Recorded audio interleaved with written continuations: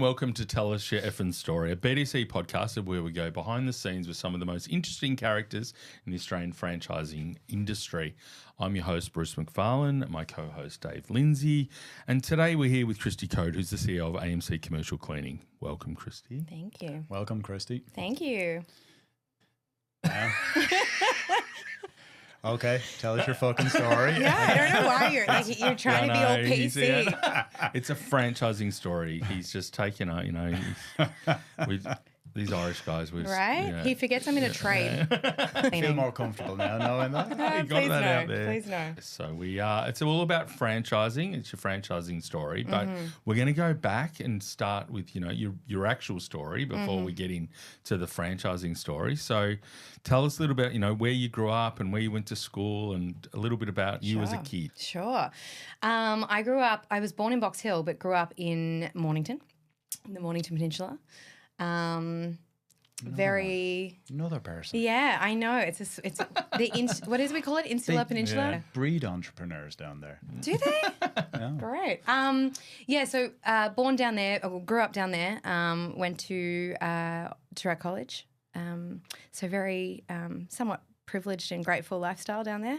We get the best of so many things. It's where my wife and daughter went. So. Very good.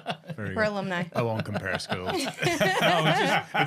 Mount Eliza's a little village. It is. No, There's very, two schools, one at the end very of the street. grateful to grow up down there. It's a nice little bubble to the Insular Peninsula, yeah. Well, hence why, the minute I'm 18, I'm out of there because if you don't leave, you never leave. Did you leave? You left. You weren't grown up. I'm not from there, so right. I've just been sucked into the vortex. Right. Yeah. No, it's okay to go back. I think my wife did. Yeah, she's the same. She left and went. Yeah. Yes. So, but when you were as a kid, what sort of stuff? What were you into as a kid? I was a total glee kid. I was all drama club. Show pony, the whole thing. So I, from a very young age, was enrolled in dancing, acting, singing, the whole thing, the triple threat of it all. That was my aim. And growing up, I wanted to be that famous actress, and very quickly realised the reality of that dream. But that was my schooling. My whole schooling career was just extracurricular when it came to theatre. Yeah, theatre club, and I was that girl. So have you got siblings? I have a younger sister, but she's 18 years younger than me. Oh, right. So we didn't grow up together. So by the time she was born, I was finishing year 12. So I was leaving kind of the peninsula. You're exiting. I was out of there when she was born. So I kind of always felt like kind of the close aunt rather than the sister that you would normally imagine. But yes, I do have an 18-year-old sister. 19 now, yeah. 19? Yeah. Get to live... like see what she's doing. What's the cool kids doing? Yeah, I do. She's still on the peninsula, and I do text her. I'm like, what is this? What is this TikTok thing? And what is? Yeah, totally. Yeah, so she can. My 18-year-old son has just started promoting his DJing, and he's got a promotion at a bar in Mount Eliza. So. Oh, really? Which one? Well, he because it's So I went to them all. Yeah, well, no. So there's nothing, as you know, there's not much in Mount Eliza. It's like was Jack's Bar or something when I was growing up. There's nothing for the 18-year-olds. Okay. So there's a cafe just where my daughter used to work called Pops Cafe, and there's a courtyard. Yeah. And so we went to Pops, and he said, "What are you doing? It's closed on a Saturday night," and he's got a license till 2 a.m. What an opportunity. So he's an entrepreneur as well. There you go. I mean, I'm only a couple of years older than 18, so maybe I'll pop by. Yeah. What's Mum doing here? Yeah. So, totally. And Mum and Dad were... Yeah, so Mum was just Mum. Yep. She was there looking after me and did a marvellous job of that. Had a very fortunate childhood. And Dad was starting a cleaning business. All right. Yep. So the year I was born, I think really? he turned around to Mum and he was like, "I'm going to start my own business." Yeah. And that probably didn't go down so well at the time, but here we are. Yep. So your childhood, you grew up, the business was already operating right pretty much. Yeah, I mean, from my formative years, the things I remember was certainly Dad working long hours and spending a lot of time doing what I couldn't tell you. I mean, I think, he says the same thing that I say to my children now, which is, I'm a cleaner. Yeah. I'm a good cleaner, but that's technically not what I do, but it was the easiest way to explain it to a child at the time. So as far as I was concerned, Dad was a cleaner that worked a lot of hours and travelled a lot of ground. And Mum was always there to look after me, which was wonderful. And was Mum involved in the business at all? Oh, I mean, certainly from a support perspective. And I think she certainly helped when it came to some administrational things at times, but from all I remember, no, she was mostly just kind of helping me with all my acting. Driving acting goals. Distracting. Driving you around and that's taking right. the stuff. Yeah, because exactly. Whilst the peninsula is great to live on, it's not very close to anything. Exactly. And like she would have been driving me to auditions and all of the things that come with taking care of the household. Yeah, that's right. So, we grew up on acreage and we had, chickens, and I had a little 4-wheeler, and it was a bit farm-esque, and, I grew up with the rough and tumble a little bit, but for the most part it was somewhat privileged. But, my best friend lived up the road and he would ride like a Pee-wee 50 or something? Where he would down the dirt road, and it was all pretty. That was in Mornington, or? That was in Duns Road, Mornington. Yeah. Cool. And what about, so from a school point of view, were there subjects besides the creative arts subjects? What were the strengths? I wasn't overly academic, and I'm still not. If you ever questioned, my numbers game, it's not great. Like that, you got to know your strengths and weaknesses in any way, shape, or form, because otherwise you're just going to fail anyway. So I make sure I employ really smart people around me in those fields. Unfortunately, acting is not a field that excels in business, but maybe it does. We'll get to that later. So you can't even pretend that you know what you're talking about. Not really. Like 2 + 2 is 4. No, not great at anything academic. High school was, fine, because I just I chose well. I was smart with the subjects I chose. I knew what I excelled at. I think I did media, which I was great at, and obviously a lot of theatre type subjects. I did business, of course, and excelled at that. For some reason, that came really naturally to me, the language that they used, and I think it was basically a class in common sense, which I just seemingly fit into. And English and maths was painful. Awful. For some reason, I did maths in year 12. I don't know why I did. No, that's hard. That was silly. And I did another subject in year 11 that was my year 12 subject at the time, but I had to drop out because I was a professional actress at that time. Oh. And I was filming. Someone was paying you to do it. Yes, and I was filming a TV show at the time, so I couldn't partake in the exam. So had I have, it's funny. I had other reasons for missing exams. Yeah, but it meant that my school result wasn't as good as I could have possibly been because I had to forfeit a whole subject. Yep. But, So did you have other part-time jobs, or was the...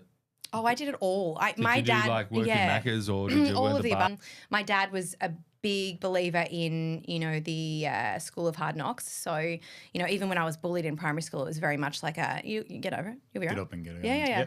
Yep.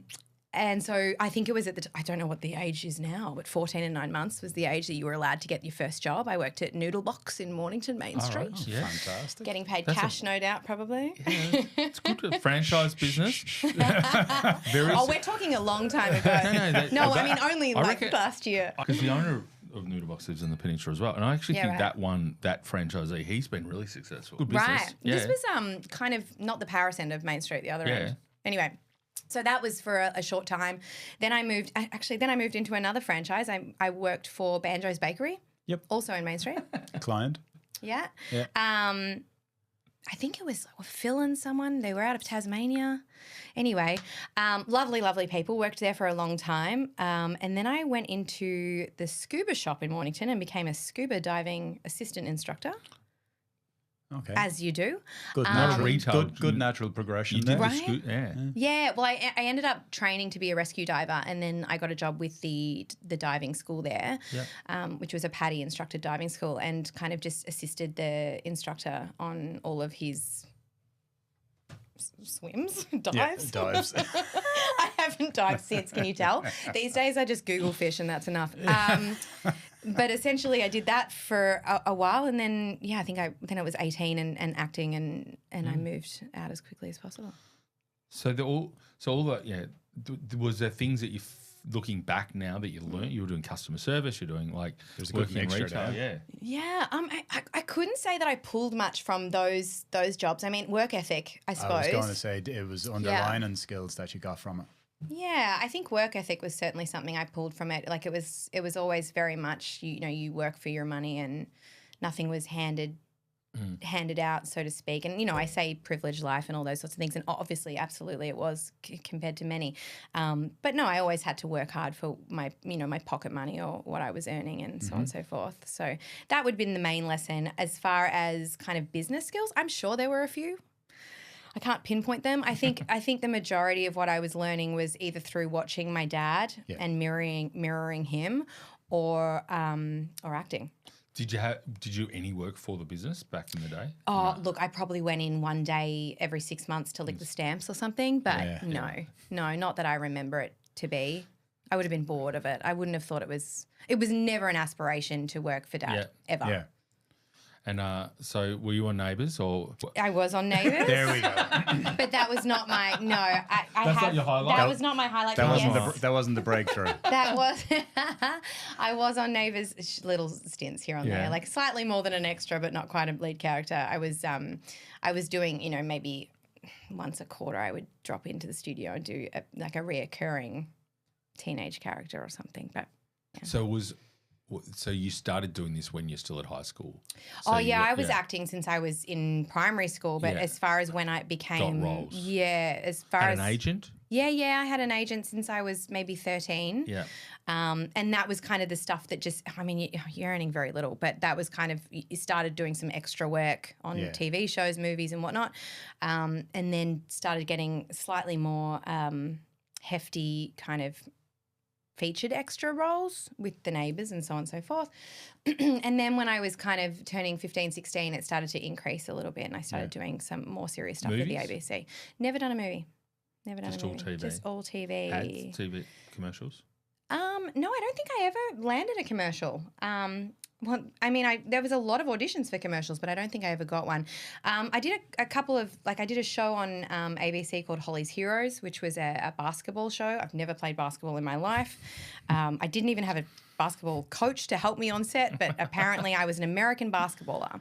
Oh, good. So that was like a 2-month, Successful. That was a 2-month film in Williamstown or something, and I had an American dialect coach at the time for that particular role.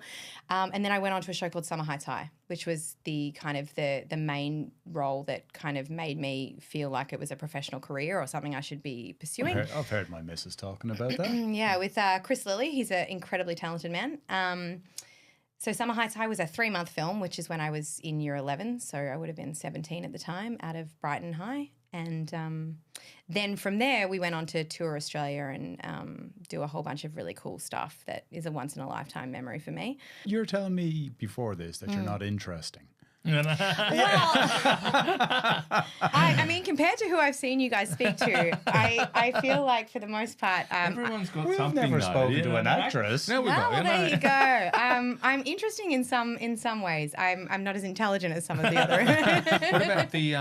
But that's like working in that industry. There's a list of It's a people. tough slog. It's tough to get into, and Well- it's also. But you do meet some interesting people as well. Right. So who else? Chris Lilly, who was a dear friend at the time, and such a wonderful person to work with. He's a little bit crazy too, isn't he? He's just so creative. Yeah. Like he's a method. Somewhat. I don't want to talk for him. He's not a method actor as far as I'm concerned. But he would come in every morning in character. So I worked with his Jamae character, which is the private school girl, and I was the public school girl. And he came in, I think probably because he had to do his hair and makeup so much earlier than us. So he came in really early. So we only ever saw him that way. And he was already kind of being that character. So when we saw him out of costume, makeup, all the rest, it was kind of disconcerting because we were like, where's our mate gone? But no, it was such a wonderful experience. And then obviously to go on tour at 18 with him and another one of the people that were in the show, we got to go to all the ABC stores around Australia and sign autographs and do all these like new idea photo shoots and interviews and like just wild stuff that now I look back and go, oh my God, what did I live for? That was year 11, yeah. Yeah, well, it was year 12 when it released, which right. was an interesting life lesson because on one hand, you're on top of the world feeling like you're on national television and people are recognizing you. On the other hand, being in Australia, it was very tall poppy and a lot of negative connotations to that too. Mm-hmm. Yeah. So that was, Well, that was a real challenge. I was going for drama prefect or something at the time and no one voted for me because they thought I already had too bigger, accolades. So there was still hurts. Chop them down. Yeah. So there was a lot of very much, we need to bring you down a few pegs, but that's all right. So what, and then, so you finished school reluctantly and then JMC Academy. You've done your research. Yes. So I probably lied in whatever you've read. Yeah, I know. So we've Wikipedia. So did you do any? You did attend a tertiary college. I did. Yes, yes. I went and there was to a business element to it. Business diploma. Yes. So I did JMC Academy, which was a business diploma specializing in entertainment management. Yeah. So what I wanted to, I already knew that. I loved being in the acting space, but my head isn't kind of in the clouds enough to pursue something that I couldn't rely on regular paycheck or, or have tangible goals. So I loved the industry, but I didn't love the fact that I just wasn't a dreamer in that way. So I was always pursuing to be a talent agent. That was kind of the end goal. So I kept kind of dabbling in auditions, but at the same time I was studying at JMC in the entertainment business space and I was interviewing at the time for Ralph Carr, prominent talent agent and sports agent. He's a sports agent. He is. Dusty's. He is, He's a very, very smart man. Yeah. So I was interviewing with him at the time. This would have been when I was 18, so 3 days ago. And I was interviewing him at the time to be his PA. While studying at JMC, while also kind of doing some auditions on the side. And that was a real sliding doors moment for me because it was kind of like if I had got that, and I came kind of second, I think I did a couple of days work experience and I was deemed too young for the role. If I had got that, I wonder kind of how things would have changed for me because being under someone like that's shadow and learning from someone like that would have been crazy interesting. But while I was going to JMC Academy, because my dad actually didn't believe in university, so I had to pay for that, and there was no HEX on JMC. I had to pay for that myself. I was working as a telemarketer at AMC Commercial Cleaning. All right. So this is the start. In the family business. That's right. So were you doing other jobs as well or was you? Not really. I mean, that was the main source of income. I was living at a home, I was paying rent, and I was paying for a uni degree, so I was doing telemarketing wherever possible. So 2 years, so you finished. Mm-hmm. Yep. Mm-hmm. And by the end of it, were you doing any acting? No. At that point, I'd done a few auditions. Actually, funny story, my last audition that I did where I went, this is enough, was through Channel 9. And it was me and Lauren Phillips, who's now on the radio with Jason. I can't remember his surname, but great radio show. And Lauren and I were the final two for a show called Kids WB, Warner Brothers Children. Yeah. And we had to go on stage and do a read with the co-host live on camera. And she obviously nailed it, won the job. And I don't like children that much. Yeah.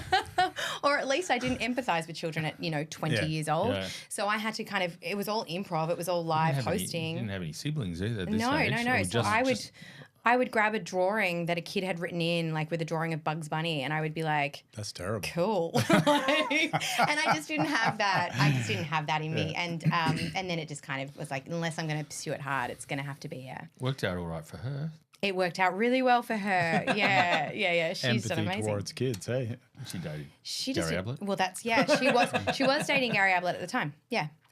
So anyway, then I pursued. Well, I didn't pursue telemarketing, but I thought, well, if you can't be an actor, be a cleaner. They seem to go hand in hand, right? But no, then because kind of the rest is kind of history with AMC from there. And so at this stage, what's the AMC business look like? Yeah. 2008. Had it franchised? Is it? Yes. We were franchising in 1996. Yeah. Okay. It's pretty early, yeah. Yeah, so the history of the franchising part with AMC was because I lived it, I just wasn't working there. Coverall, which was a company out of the United States, came over to try and pitch to my dad, Stephen, the kind of rights to Coverall in, I don't know whether it was Australia or Victoria at the time. So they were trying to sell to him and say, hey, you buy in here, you can have the master franchise of this brand here, and we can amalgamate your business into this, and so on and so forth. And Stephen, obviously being someone who's really big on change and loves to hear new ideas, was really like, absolutely tell me everything I need to know. And fast forward kind of 18 months, and he decided it was better off to not give them, whatever they were asking, which would have been far too much for us at the time as a family, and start his own. Yeah. And so, we would have signed our first franchisee, I think it was early 1998 at that point, after we got our documents written up. So the franchising code came in 1997. So you're a very early franchise Yeah, system. McPherson and Kelly helped us write the documents in 1997. All right. So you're in 1997, what are you doing at this stage? Oh, I don't know. You're not, the maths. I just told you maths is not my thing. But you're not working in the business. So when are your... No, I don't start in the business until 2007, December 2007. Yeah. Because next year will be my 20 years with AMC, yeah. So, okay, franchise straight away, just in Australia for a while. Just in Victoria. Oh. Just in Victoria. We hadn't expanded out of Victoria until... When you franchised. Yeah, until early 2000s, yeah. And so at the time, so it was a company-owned model that was in Victoria. Right. And then you decided to franchise. You're not in the business for a while, I guess. And so when you've come in, you're just doing telemarketing and... Oh, I know nothing at that point. I know absolutely nothing about franchising, about the ins and outs of running a business. I know nothing in 2007. And your dad, so how did he get into cleaning? Like, what's his background? Similar, I say similar to me. He, wasn't academic. Famous actor. Famous DJ, if you ask him, to be honest. He can DJ with my son. There you go. Read his book. He'll tell you all about it. Oh, he's got a book. He's got a book. He wrote a book, yeah. Oh, right. A self-published book. Before AI wrote it for him. He actually wrote it. He wrote it, yeah. There's a new edition coming soon. There you go. Actually, there's an idea. He was kind of, he dropped out of school in year 9, Form 3, I think that was at the time, Form 4, somewhere in there. Had to get a skill or a trade. Started doing fitting and turning, and engineering. I don't know how far that went, and then realised that, he was very entrepreneurial. He tried this business and that business. He had a DJ business. He was a model for a little while. Had it all. Of course he was. Tried it all, did it all. Realised it didn't take much skill at the time to pick up a mop and bucket and knock on doors and just say, hey, can I clean your windows? Can I make a quick buck? And I suppose it just grew from there. Yeah, that's mad. Yeah. That's great. But it's like he's obviously done all right pretty early on. I mean, it certainly wasn't an easy career path. He was smart enough to kind of know that, for example, when the schools changed when Jeff Kennett's government changed the schools from, being kind of packaged. They were not packaged, they were individual to package deals. He was smart enough to kind of jump on those bandwagons at the time. He also knew in the mid-90s that he needed to raise capital quickly. Yeah. And the best way to do that was to start looking at this franchise. Like, he was just kind of right place, right time, but really, really entrepreneurial with his decisions. Yeah. Yeah.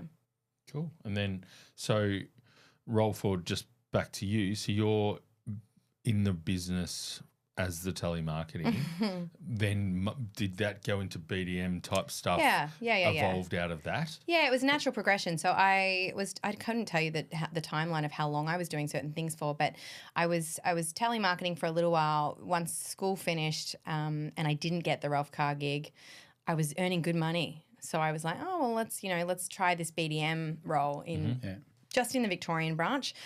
At the time, and I was probably doing that for 5 years, and doing pretty well at it, because for me, the acting side of my training and career partnered so well with sales. I was adaptable. I could read people pretty well.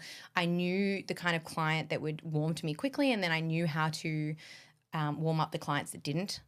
And once I kind of had them buy into me, the rest was pretty straightforward to me. The transactional stuff was really easy for me. Yeah. So I was BD for 5 years, roughly. And who you're at the time was, because, like I guess the business goes across commercial, aged care, retail, industrial, manufacturing. Like you've got a whole range of industries that you service now. Were you focused on particular industries? Just whatever? No, it was back in the day where I had a piece of paper and, or a phone book. Yeah. or a manila folder with something, stapled on the front where I just had, like, it wasn't really overly. And then I'd go on the road and cold call, knock on doors with a business card and a brochure and say hi. And so who, like, your idea with the clients could have been anything. Anything, just walking. yeah. So was it because because you've got a lot of schools and that's a big sector now for you, isn't it? Or? Schools are probably not one of my biggest sector.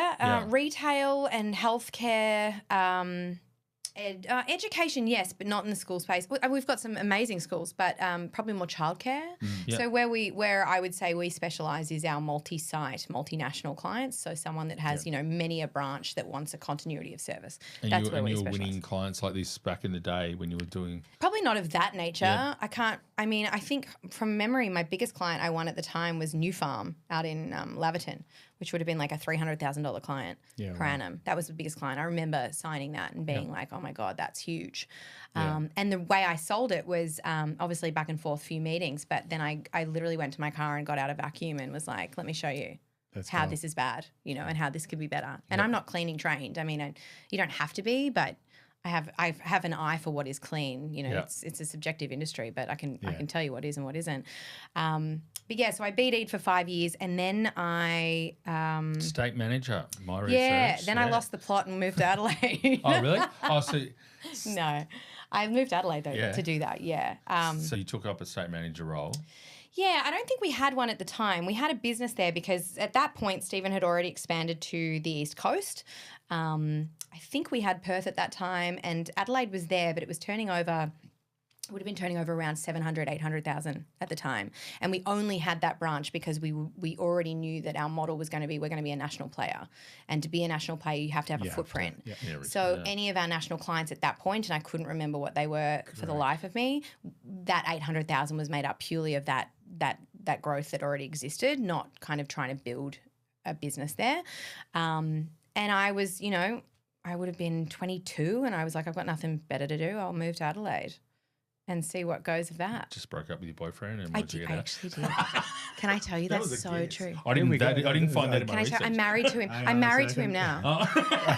So it worked. But that's actually correct. I did. I broke up with my boyfriend. Makes the heart grow fonder. 100%. I was like, nah, I'm good. Let me try a new city. That's 100% nailed it. It's a dig in the guts. I'm breaking up with you to move to Adelaide. No, we broke up and then I moved to Adelaide. But yeah, you're right. I mean, Adelaide is lovely place to visit. Let's just say that much. Back in the day. Yeah. So no, spot on. Well done. Good reading character. So did so hubby was a Peninsula boy as well? Yes. Yeah. Did he follow you to Adelaide? No. I wouldn't let him.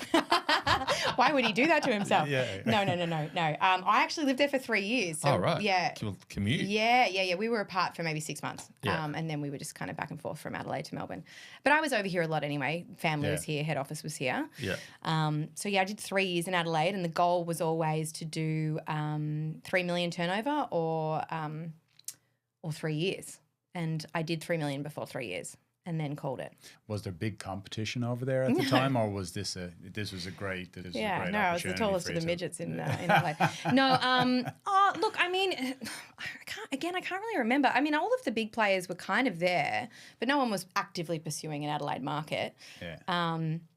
So yeah, I mean, we grew it pretty quickly. It's stabled out now. I mean, it's bigger than that now, but it's stabled out. I think there's a ceiling in Adelaide, particularly because a lot of the head offices and the branches have all moved kind of to the East Coast. Yeah. But it's a good little market, and I loved my time there. It's great wineries, nice beaches, It's a great city now. Yeah. No, it's beautiful. I was Great there to visit. last year. It's great. Yeah. But it was, it's isolating. I was 22 and living in Adelaide. Back then, yeah. Yeah. Yeah, some people go to London, some New York. Yeah, and I went to Adelaide. I know, right? I remember when I was backpacking in 2004, we went to Adelaide, and it was the only backpackers that we went to where they actually turned off the electricity at 10 o'clock at night to make everybody been go like to on bed. Hindley Street or something like that too. Yeah. No, Yeah. we didn't last long. We got in the car and we were gone the next day. That wasn't our mission at the time. So you were starting to work though. Did you get to travel? Like speaking, I know you just recently got back from the US, but did you get to do much travel when you were younger? Oh, I mean, Adelaide to Melbourne? Yeah.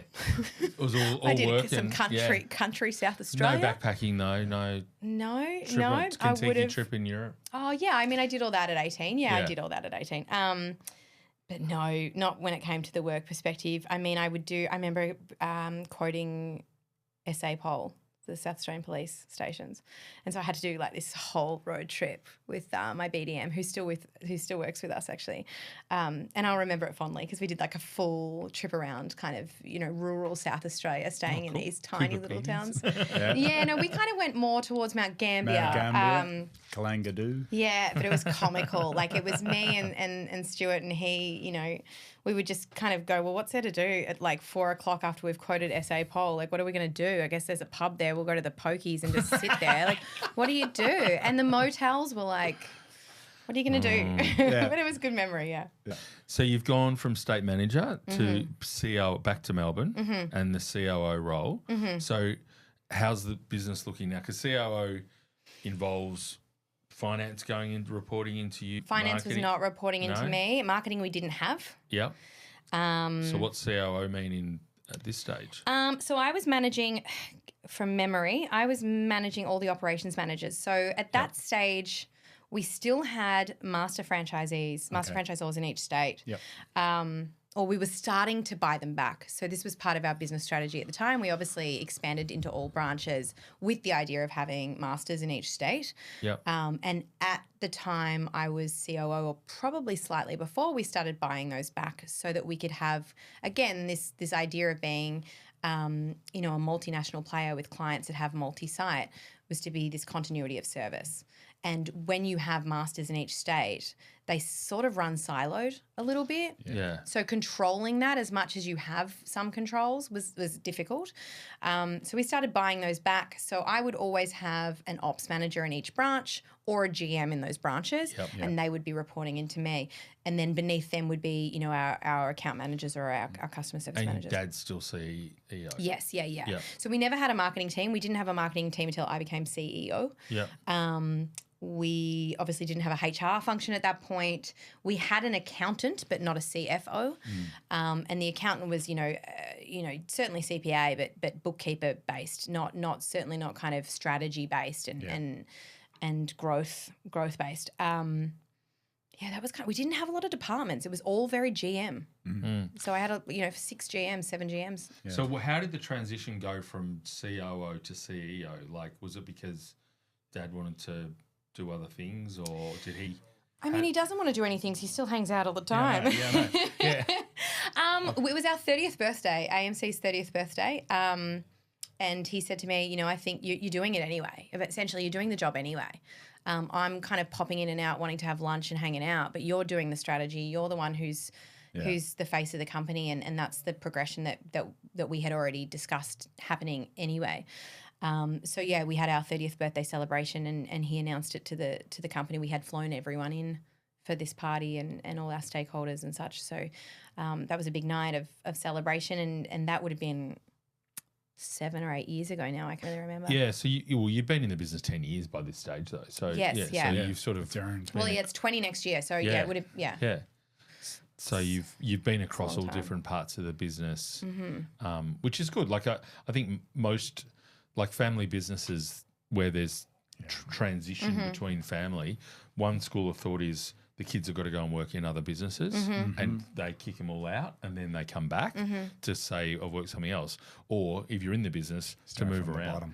And you know, you're working in different roles and going through. Yeah, I mean, there would have been merit in working somewhere else. And as I said, there's always that sliding doors moment. It just didn't pan out that way, that I was always just kind of working within the business, which I'm grateful for all the positions I've played. But, you know, speaking of family businesses, it is the Achilles heel of my career, because you always have you know, this doubt, not necessarily internally, but it externally as well, both, where people go, well, you've been silver spooned. You know, this job has been gifted to you. Nepotism's a word for it. There you go, nepotism. Yeah, 100%. I mean, in cleaning, is it? But yeah, sure. I would have preferred, you know, a packer or something. But here we are. You didn't get handed. Yeah. But you know, that's a stereotype that you have to constantly, still to this day. Yeah.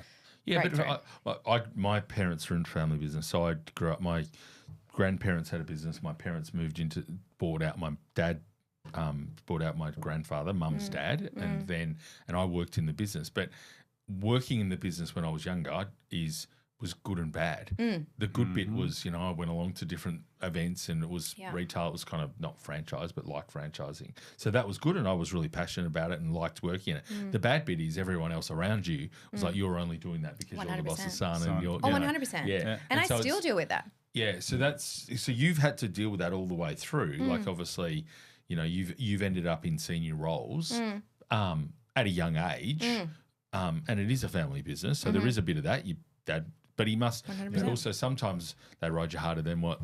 Yeah. than. Yeah, I mean, it's really interesting. You know, it's only as I'm getting older that I'm able to kind of self-reflect on all of it. But there's constant judgment every time you bring a new employee in, particularly in that senior level.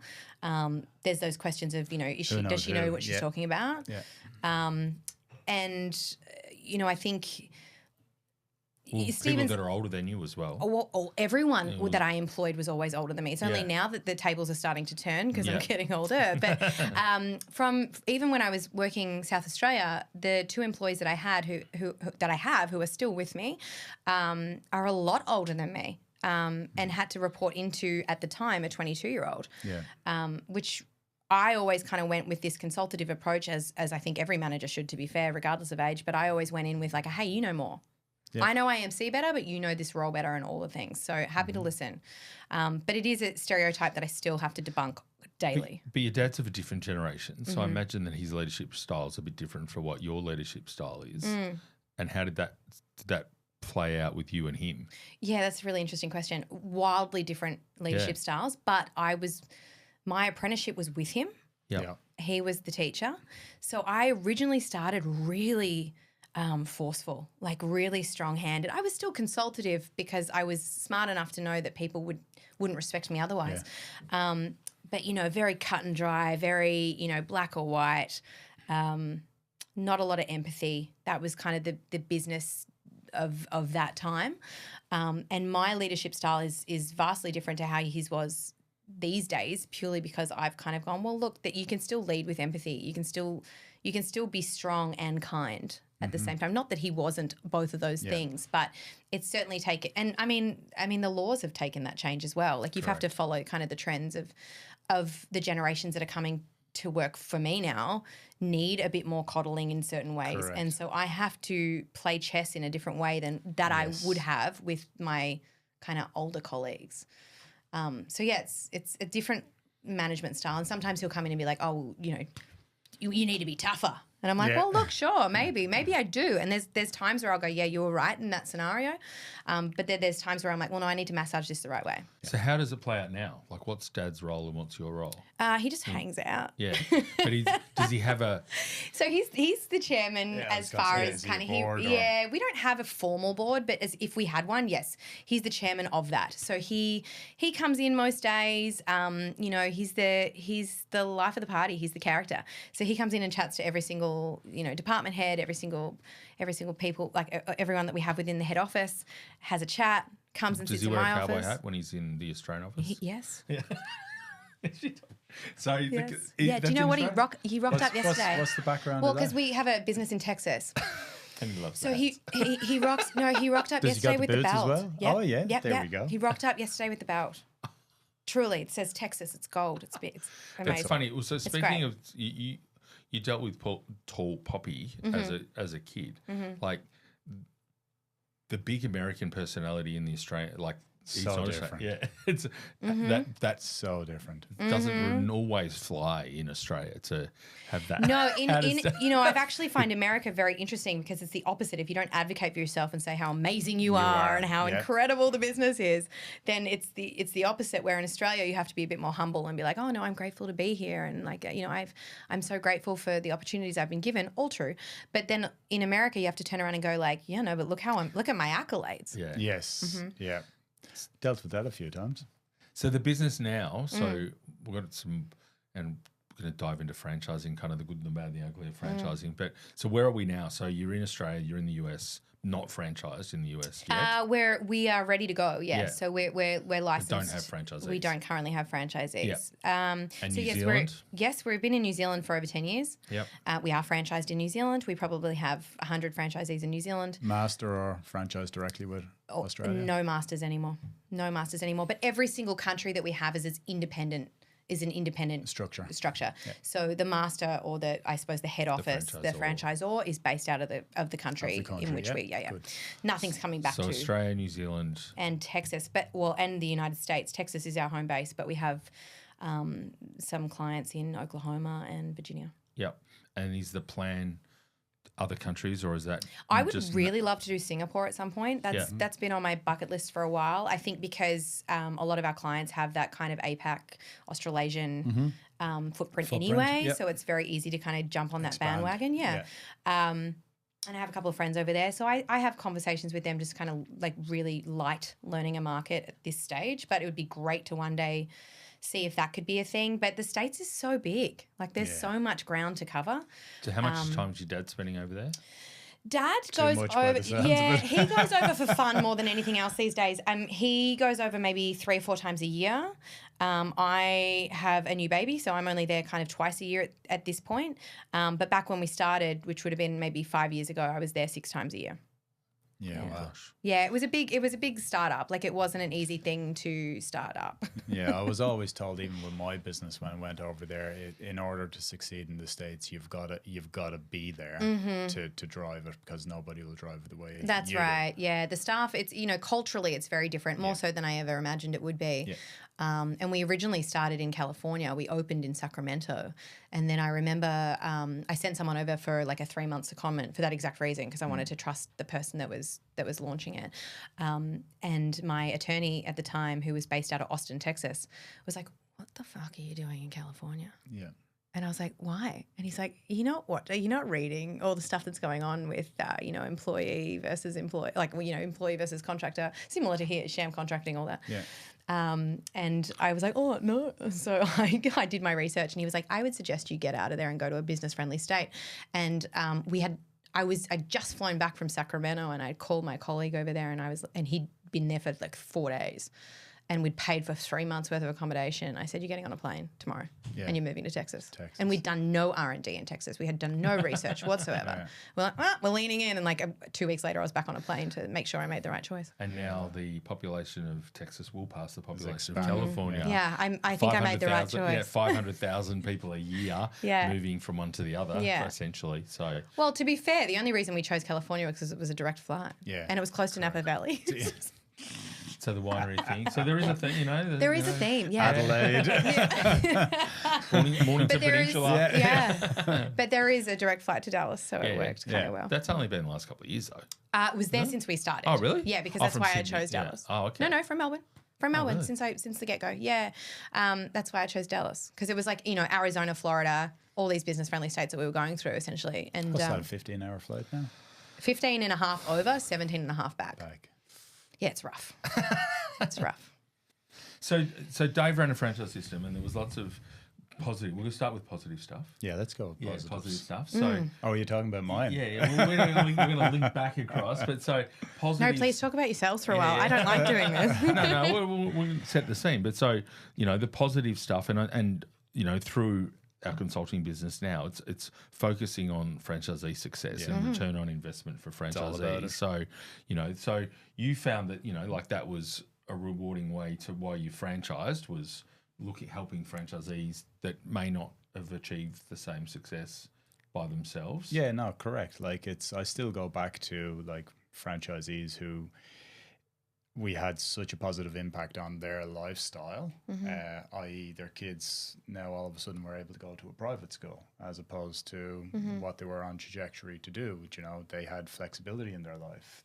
These were all little key milestones that they went from the day-to-day worker to now all of a sudden I'm in control of a business and I have flexibility in my life. Yes, I'm still doing 60, 70 hours a week. However, if I need to drop everything and go and do something, that was it. So success wasn't just from a financial side of things. It was actually from I suppose a pathway through life, navigating and providing an outcome for their kids. That was one of the key things that we always wanted to ensure with the success of franchisees is that we were having a positive impact on their life. And a profitable business does that. No, I agree wholeheartedly. And so for you, what sort of things, you know, obviously you came into the business and it was franchise, so it wasn't like Dave's made a choice to franchise his business, but your dad did. And so what sort of positive things have you seen from interacting with franchisees for nearly 20 years? Yeah, I mean, I didn't start the franchising the arm, but I grew up with these franchisees. So I think at least 10 of the franchisees we signed in 1997, 8 are still franchisees. Yeah, that's and incredible. It's unreal. And I know them, like I know every single franchisee by name, certainly in those early days, and they have families, and some of them still have the same contracts that they got, cleaning contracts that they got back then, 30 years that they've been cleaning some of these sites. And so, yeah, I've seen their lives develop over those 30 years. Like I've seen them have families and then, train their kids. I mean, I've got a client out in the Yarra Valley who's had the same cleaner franchisee for, since 1998. And his children now working on the site, and there's a legacy. Like I feel very similar in the fact that like we've all got these cleaning company legacies that we're pursuing. And so to be a part of that story is unreal, like so cool. And then, we had I suppose when we kind of started in 2000, kind of opening that up to different markets, for example, the Chinese market came into Australia pretty heavily. And, I had one franchisee who was a doctor, and his accreditations weren't recognised in Australia. So he bought a franchise because that was all that he could do at the time, and still has that franchise. Incredible guy. Like just some really amazing stories. So there's such positives to having these kind of proud business owners who share the same goals and have such pride in the same brand. Yeah. So how many franchisees have you got? At a guess, in Australia alone, maybe 500. Yeah. New Zealand, maybe 100. And so, the focus in our business around return on investment for your franchisees, have you had like those people that have been hanging on to it for a long time? Have you had some good stories of people selling? And they don't really sell. Not really. We don't have a lot of that. For the most part, they hold on to it. Yeah. There's been a couple of sales here or there, but for the most part, the sky's the limit. They can turn over whatever they want to turn over. Yeah. We've got some people who are just wanting to do a bit of pocket money, after hours work, a couple of jobs. Maybe they turn over 50,000 per annum. And then we have some franchisees who have built it up over 20, 30 years who would be turning over a couple million. Okay. Yeah. And so they just they either pass it down to their kids or they just keep trudging along. And it's territory based? No. I mean, it is territory in that they can't really venture outside of the state because each state is still somewhat territory with its franchise agreement. But no, not territory based. And so the contracts that they get are all their own, or do you still get work for them? We get work for them. So we find the contracts for them. They can find their own, most of them. Yeah, most of them. We certainly encourage them to, but for the most part we do. And is there a different fee structure on with or without?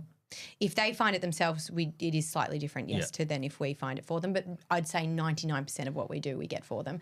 And it's probably a good thing because what we are able to do is it absolutely is a good thing because what we're able to do is check that it's all priced correctly, govern it correctly, make sure it's hitting all the award wages. So you're signing the contract and they're just delivering the services. Okay. Yeah. So it goes if at the end of the day it's a cleaning business, if you're out having to generate business, you're actually not doing the You're not in the work yeah, itself. but also that our comes down to the role of the franchisee. 100%. But it's also our award is so complicated and convoluted. We have to there's so many things we have to make sure of.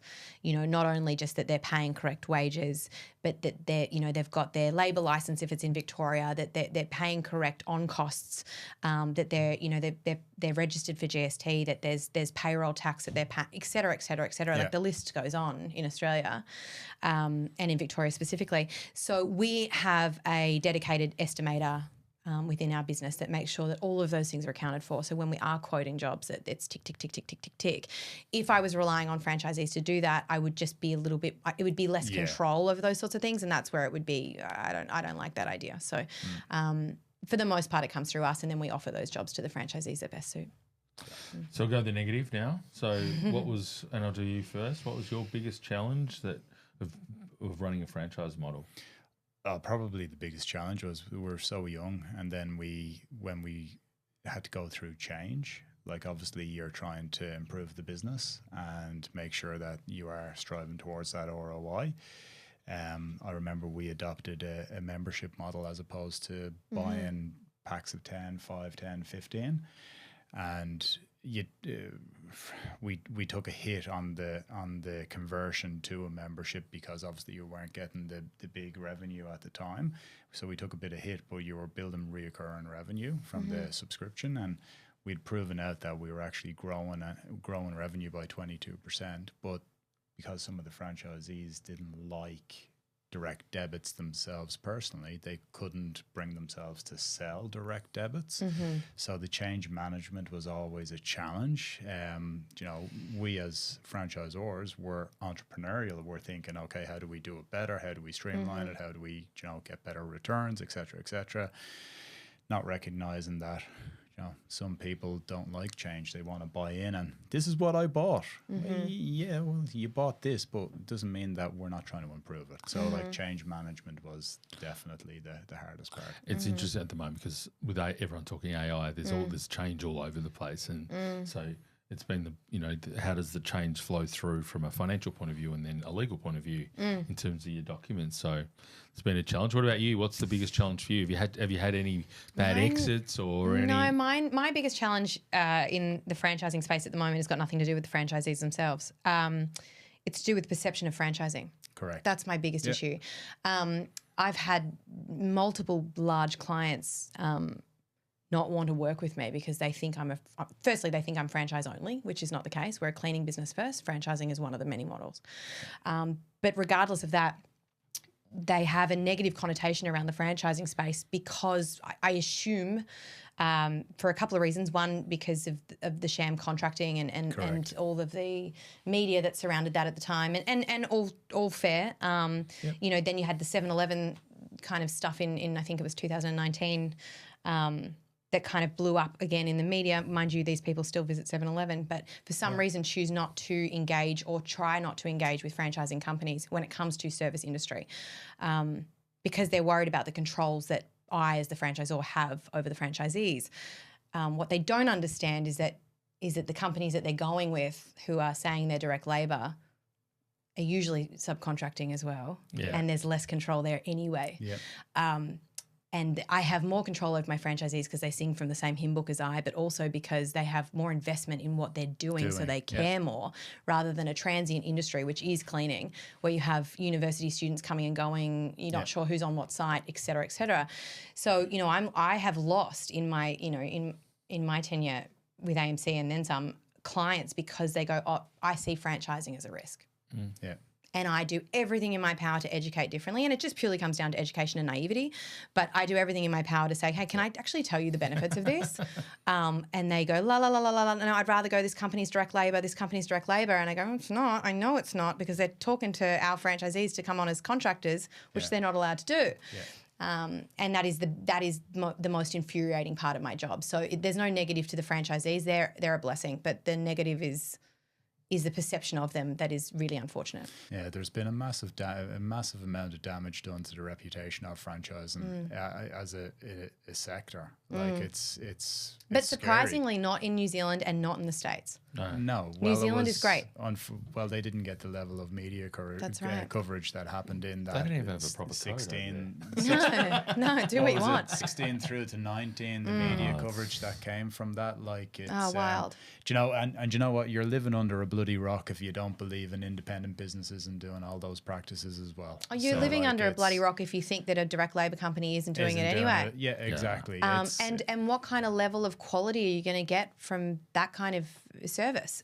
So, you know, I sit there and go, there was a time where I was actively saying to clients, oh, well, you know, we don't have to use franchising. Now I'm like, you'd be nuts not to. Yeah. These are incredible business people. We need we're going to have to wrap up in one sec, but we're going to need you need the FCA to come and interview you for their podcast. Yes. Pro franchising. I am. Roll up to Canberra. Jay's recruiting people to go to Canberra. Yeah. Last question before we finish up, but have you got any tips for franchisors? For franchisors? Yes. You know, you've been in the sector for a while. Franchisors. Or are people thinking of franchising? I mean, I think it's an incredible way to grow your business, but I also think it's an incredibly rewarding way to see your business, you know, replicated with people who are equally as passionate. So I don't know if it's an advice as much as just kind of, I've loved every second of it. Well done. Agreed. Thank you very much. Thanks for coming in. Well we got through. Yeah. Thank you very much. No, I appreciate it. Thank you, Kristie. For those listening, thank you for listening to our BDC Partners podcast. Hope you enjoyed it. If you like it, tick like and subscribe. Thank you. Thank you all.